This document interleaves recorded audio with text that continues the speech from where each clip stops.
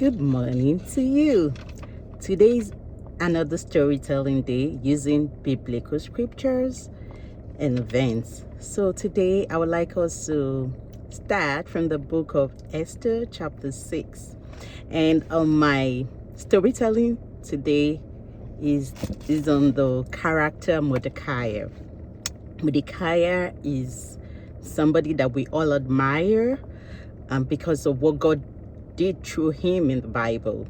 And I just want to also look at the positivity side of Mordecai, because this storytelling is about the power of positivity and how the nature of God is about righteousness, which is positivity in us. And let's look at how Mordecai was able to be used by God because of his positivity. And that's what God expects us to do here on earth.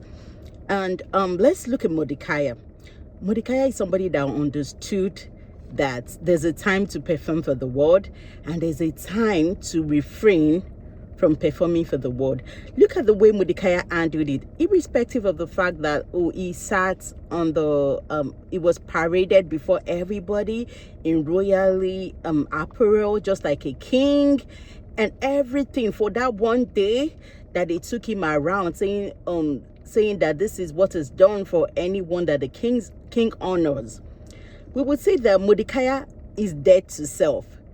He wasn't depressed when he had to return back to the gates to his position sitting at the gate. Mordecai didn't cling to, or it wasn't like, oh, I want to get a position in the palace, because if I can do this thing, if the king can honor me like this, then I have to aspire or become so ambitious like Haman to become to seek a position in the palace.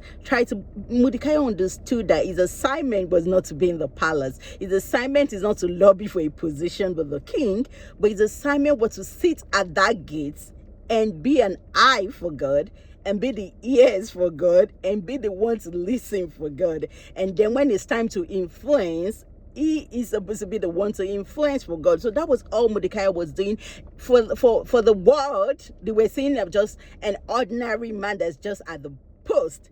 But Mordecai was an influence, a divine influence, even at that position. So I want to say, whatever it is that don't look at the spirit. God is the spirit. Doesn't see the position that will hold you in this world. Doesn't see the title. Doesn't see the status. He sees a vessel that is ready to promote his agenda on earth, to bring his positivity into the world. That's all God sees you as. And so God was not seeing Mordecai as that person, that ordinary person like Haman. Haman is like saw Mordecai from the eyes of the world, and the world saw Mordecai as somebody filled with the influence, divine influence of God and the dominion of God, and that in itself caused Haman's depression. That was why Haman did not like Mordecai. Mordecai, even though he worked with the palace, he talked to the king, he was able to influence the king, he was still depressed because of Mordecai, because he understood that Mordecai had divine influence and dominion, which was a threat to the world. It was a threat to his own dominion and authority to influence the king. And that was one of the reasons why Haman wanted the people that were God's people, which were the Jews at that time, he wanted to destroy them all. And Haman was the influence, or that divine influence that had the ears of the king and the ears of God, and was able to influence the king. So it was like a war between light and darkness for these two parties. But we saw that when it was time for Mordecai to return to his post at the gate, Mordecai was not depressed. Why? Because he understood divine timing. He understood that there is a time and a season for everything. He understood that he had to die to self, so that when he is abased, as long as it was aligned with God, he was okay with it. When it was time for him to be paraded to the whole world, for the world to see what God can do through him, like God made him almost like a king, wearing royal apparel and everybody announcing him to the world that this is a king. You see that Mordecai never clung to that position. He understood that it was performance. It was just God trying to show to the world what he's able to do, that he is the one in control. God is the one in control, that who he wants to honor. And that was what God did through Mordecai. Look, I am honoring this man because he is my influence here with my people. And then when it was time for him to, he did not cling to all those performers. He didn't cling to all those everything like, I'm now too big, I'm now too high, I'm now too favored to go back to the position. He understood divine assignment, and when it was time to go back to the gates, he went back to the gates. And look at it. And Paul also said the same thing in Philippians 4:12. Paul said he knew how to be abased, and he knows how to live in abundance and prosperity. So consider yourself here on this earth as an actor for God. Whatever he wants you to do, if he wants you to be a cleaner, just so that, or give service, just render services, just so that he'll be his eyes and his ears. See, in heaven does not understand languages like depression. And that's why you see that Mordecai was not depressed when he had to return to the gate. Heavens don't like shame. Those are not language. Those are not heavenly language. They are just worldly languages. Worldly languages, shame, depression, poor, rich. They are worldly. Oh, heaven sees somebody that can execute agenda. Its agenda. That's all heaven says. So all these, I'm ashamed, I'm embarrassed, I'm rich, I'm poor, I am too much, I'm too big for this, ego, they are all worldly languages. They are only terms that the world understand. In heaven, those terms, you're just like somebody that is on assignment, and you have to, whatever position, or you just have to be the eyes of God and the ears of God, and your job is to bring what God wants into the earth. That is your job. And we see that playing, and Mordecai understood that, but Haman did not understand that, and he played into his own destruction. Because how can you have the ears of the king? How can you hold a high position and you still be unhappy with somebody that is just at the gate? That, because he recognized that the influence did not come from the king. The influence, the divine dominion and influence did not come from the palace. It came from God, who was like aligned with Mordecai, and that did not please. And then all God needed Mordecai to do was to protect his own children, and that was exactly what Mordecai was doing. And Mordecai, like Paul did when he was abased in low reputation, he was himself. He knew that it doesn't matter. That's just a worldly term. How can I be depressed because I don't have this? Where God wants me to be. I want to be his eyes and ears here. And he understood the assignment and did it with joy.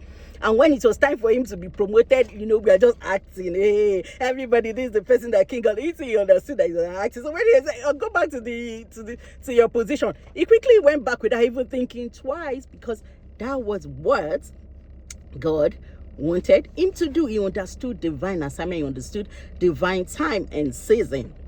And that's what we are talking about. Nothing should be able to move you.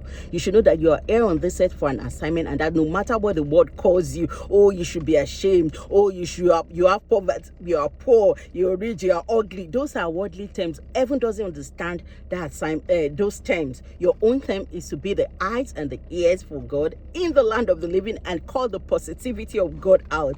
And that's what you have been called to do. And then, as I said before, let me see if I have. So the difference between God's people and light, that's exactly the difference between light and darkness.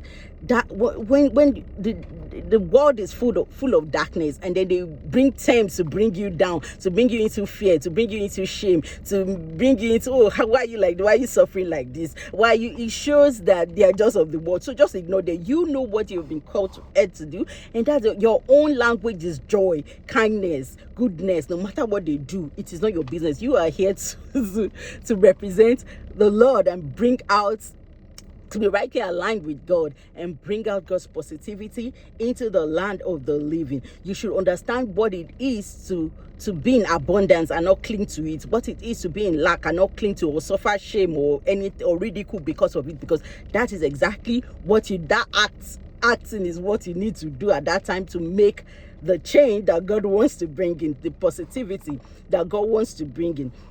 Self-complex is not inferior complex. Those are worldly terms. They are not terms from you are confident because you know you are right there. It's only all those inferiority complex, self-complex, ego, poor, shame. they are signs of negativity. So once you experience those things, you know that you are not rightly aligned. You need to be rightly aligned to come out of that feeling. Once you come out of that feeling, you will not have fear or shame or ridicule. The word cannot shame you or ridicule you or make you look poor or incomplete in yourself, because your completeness is not of you, it is in God. And when you are executing what God wants you to execute in the land of living, you have this natural joy, because it's not from the world. Nothing can give it. It's not something you experience from thing or from status or from position or from anything the world can give you. It's something that comes, that only God gives. It comes from inside of you by being divinely aligned. So you are able to exercise joy, kindness, patience, because you are manifesting the fruit of the Spirit. It's not from anything you own in this world, anything the world can do. And like I said before, this is a new season for us. This is a new season on earth for positivity. And I want us to go to the book of Isaiah chapter 11. And this is what the book of Isaiah chapter 11 says. Let's start from 6. The new season that we are being ushered into in the spiritual realm, where the wolf, after the Messiah, as in this is the plan of God, and this is what the new season is ushering. After Christ was introduced in chapter 11, look at the new season that was introduced. The wolf also shall dwell with the lamb. And that is our spiritual level. That's the spiritual level that God wants us. The leopard shall lie down with the kid, and the calf and the young lion and the fatling together, and the little child shall lead them. 7 says, and the cow and the bear shall feed their young ones, shall lie down together, and the lion shall eat straw like the ox.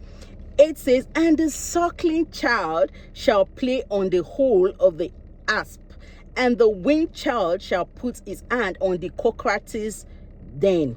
9 says, they shall not hurt nor destroy.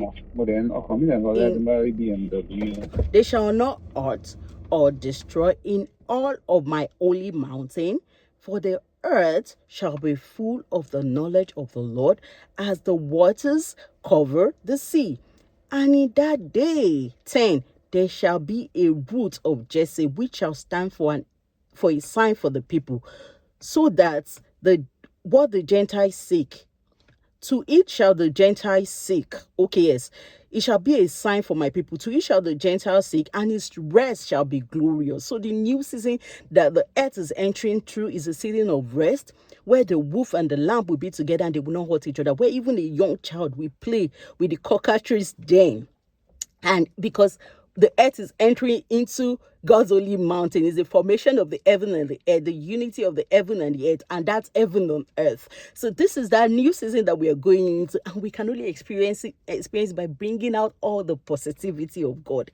And I hope I've been able to help you on the journey, on a new journey today, on this moving from into heaven on earth. And I just pray that the Lord help us to continue to experience this heaven on earth permanently, and everything that He has promised for you. The thoughts that He has for us is of peace, never of evil, to keep us to our expected end. Bless you today. I hope I've been able to help you in your journey. Bye.